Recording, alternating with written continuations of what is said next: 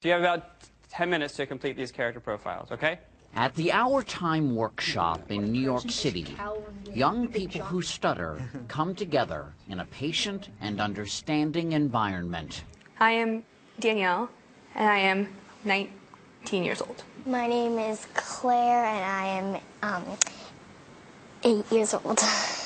I'm Juliana, and I'm 13 years old. My name is Philip, and I'm 15 years old. I'm Tyler, and I am 10 years old. What does it feel like physically when you're stuttering? It kind of feels, you know, like at times, like there's like no, like air, like passing, like through you, and you're, you know, like locked in like your throat. When people who stuttered were considered feeble-minded. I mean, word went around that George VI was feeble-minded because he stuttered. my first word. Screenwriter David Seidler understands the humiliation Britain's King George VI felt. As a child, Seidler suffered from a severe stutter.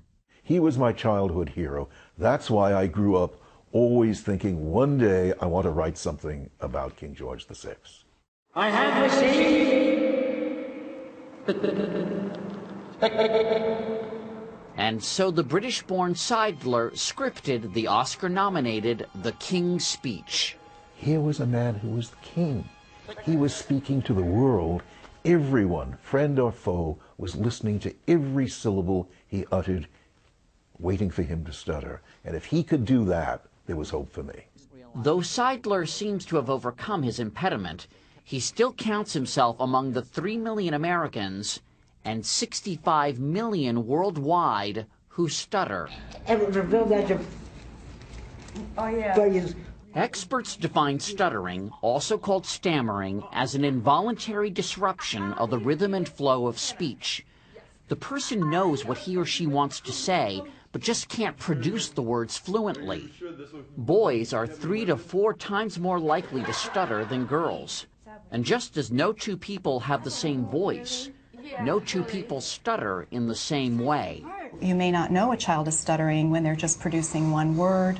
Christine Weber-Fox and Ann Smith are the lead researchers at Purdue University's Stuttering Project. When they start putting words together is usually when you see it. So, mommy, up, or daddy, eat, or something like that. And so you typically see it maybe at around age 3. Speaking, they point out, is complex for anyone. First of all, you have so many muscles you have to control. You have to think of what you want to say. You have to generate the grammar. So there's just many, many levels of activity in the brain, very widespread activity when you're speaking. And it turns out that the emotional system also, the whole brain, everything in the brain is interacting, and so that impacts how we control our muscles. Over the course of 5 years, Smith and Weber-Fox are following 72 children who stutter, monitoring their brain waves and testing their motor skills. Some will stop stuttering, others will not. We don't have any good predictor of who are these children who are at really high risk for chronic stuttering. And so by the end of our project, we're really hoping that we'll be able to key in on what are those key things that might differentiate. I think just coming to therapy has built my self-confidence. Lee Caggiano became a speech therapist 20 years ago after her own son began stuttering. She used to meet parents who were certain they knew what caused their kid stuttering. What would a parent say, typically, back then? That they discipline their kid wrong, they toilet train their child wrong, they talk too fast, they talk too slow, they talk too much, they didn't talk enough. Something they did that must have caused the stuttering. Researchers don't know exactly what causes stuttering. The roots are neurological. It's not caused by anxiety. Studies show there is a genetic component. It runs in some families. But for Caggiano, what causes the stuttering isn't as important as the emotional impact. Is it fair to say it's more about making you comfortable with yourself than actually eliminating the stutter? Yeah, especially since eliminating the stuttering, for many people, the only way to do that is to stop speaking. Someone who is not speaking? The founder of our time, Taro Alexander.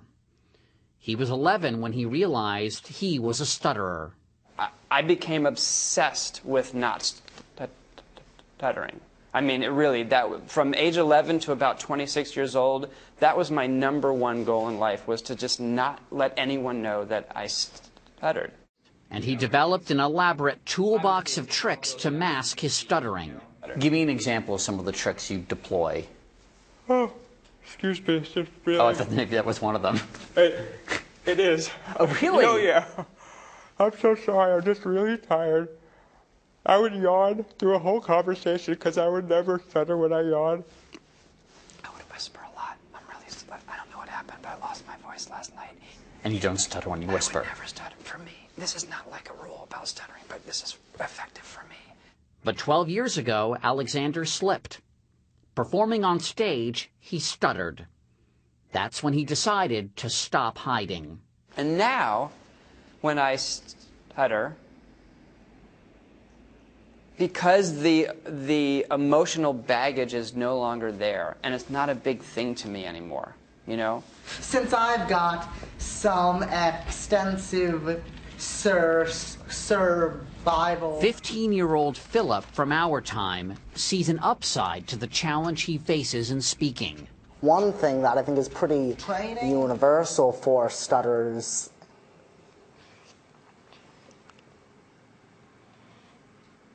is that since we need to deal with this every single day of our lives, I think that everyone will agree that it really teaches compassion.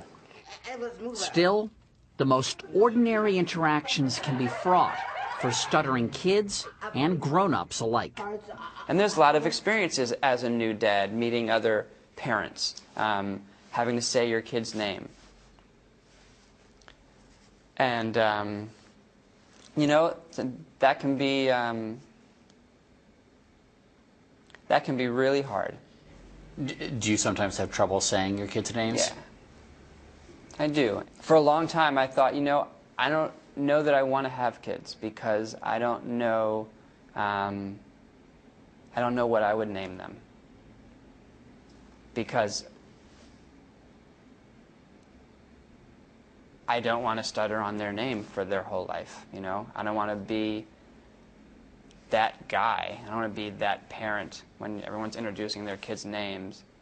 And not even for me, but for my kid. You know, what will my kid think of me when I can't say their name?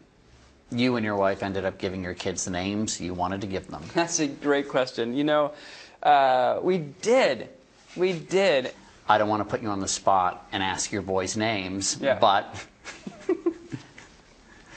what are your boys' names? Yeah, so my oldest son, his name is Jackson, and my youngest son's name is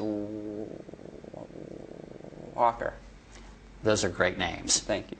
Be bold, be brave, and be beautiful, right? Stuttering might alter a life, but Alexander believes it should never compromise it. When I say our time, you say about time. Our time, our time.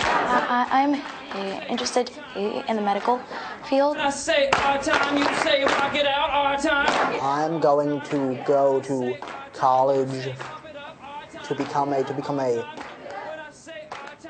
photojournalist. Our time. When I say our time, you say get loud. Our time. Our time.